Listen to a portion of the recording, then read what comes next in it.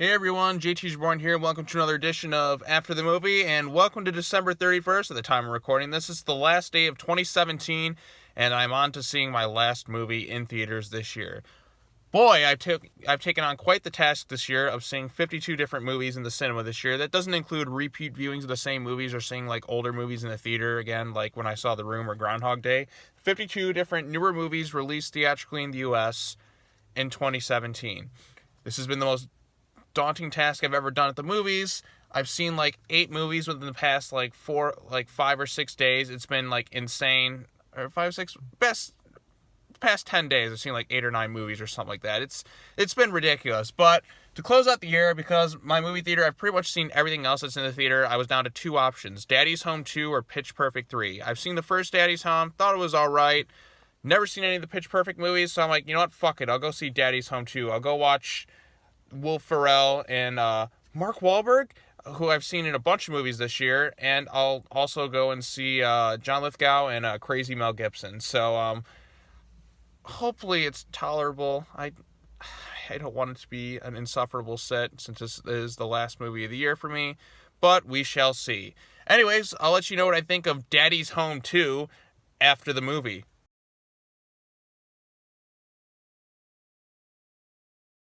And I'm back. Hey YouTube, JT's Reborn here, and I did it! 52 movies in the theater this year. Whew. It's December 31st, it's about 5 o'clock right now, and I just got done seeing Daddy's Home 2. And it was serviceable.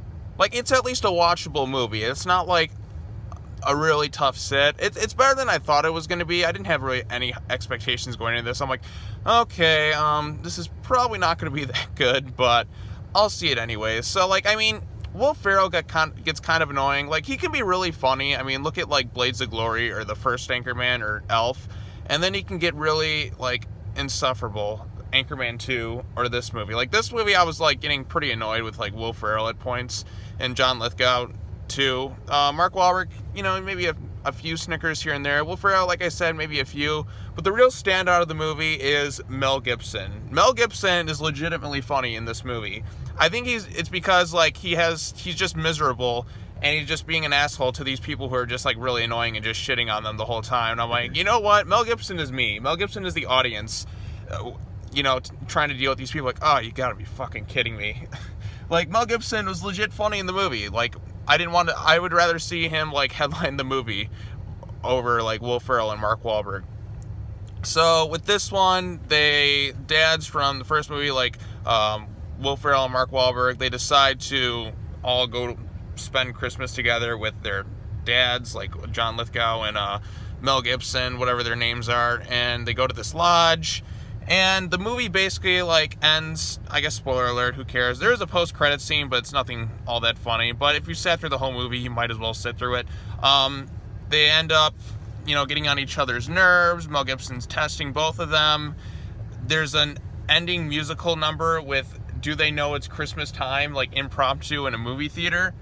And the best part about this movie, like I said, is Mel Gibson. And then there's this movie within a movie called Mistletoe with Liam Neeson, and you just hear his voice, and it's great. I want to, like, he's just like Christmas or New Year's with his family, then all of a sudden he comes across, like, some terrorists and explosions, and, like, there's, like, it's just Liam Neeson, like, you don't actually see the movie, but you hear him talking, he's photoshopped on some poster about, like, thanks Daddy for killing all the terrorists, and he's just doing his Liam Neeson thing. I'm like, I want to see Mistletoe. Like, that movie's more interesting. And then, like, everyone else is horrified, and Mel Gibson just laughing his ass off.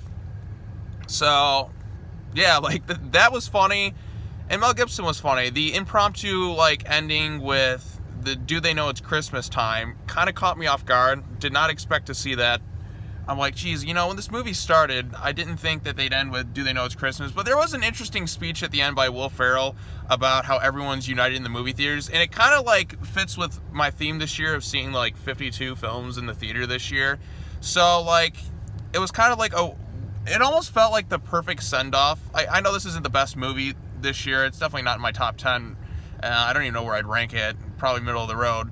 But just, like, just a speech about, like, everyone coming together in the movie theaters. We're a bunch of complete strangers, but, like, how important, like, the movie-going experience is. and stuff, like how it kind of brings people together, even though like we're not, you know, related. We focus on the movie and stuff, and how the movie theater is a great place. And I'm like, okay, yeah, that's definitely a nice touch. So, yeah, I mean, the ending, it was weird, it was bizarre. It's a serviceable movie. It's not really worth seeing. It's more of like a rental type movie, like you'd watch on like TV or Netflix, or just wait for home video. At this point, I don't know if it was kind of a packed theater, which I was really surprised. Then again, it's matinee pricing, and maybe people are just looking for a comedy, which, you know, if you're looking for like laughs, I'd recommend watching Jumanji or Ferdinand over this movie. Those were much better and funnier movies. But like, this is just a straight up comedy, and Ferdinand's like an animated kids movie, and Jumanji is kind of like an action adventure movie. And there's not much else out there right now in the cinema. I mean, I've seen pretty much everything. I think the only thing playing around here that I haven't seen is Pitch Perfect 3. So, yeah, that's, yeah, I'm not going to see Pitch Perfect 3. I haven't seen the other two. I don't know how I could tolerate it. So, anyways, yeah, I think that's all I have to say. Daddy's Home 2 is a serviceable movie. It's something that kills some time. It's not, like, unwatchable, but it's not all that funny either. It's not like a laugh out loud riot. It's serviceable. So, yeah, that's all I gotta say. And I just want to say once again to everyone who watched after the movie and who's watching this video, I want to wish you all a happy new year. I hope it's great, and I look forward to 2018 to see what's in store. I think next week is the new Insidious movie, and I'm a fan of that series, so I might do some other videos on that. But yeah, here's to 2018. Thank you for watching, everybody. Happy New Year, and I'll talk to you all soon. All right? Top 10 list is coming, by the way, on best and worst movies that I've seen in the theater this year. So, yep, talk to y'all later.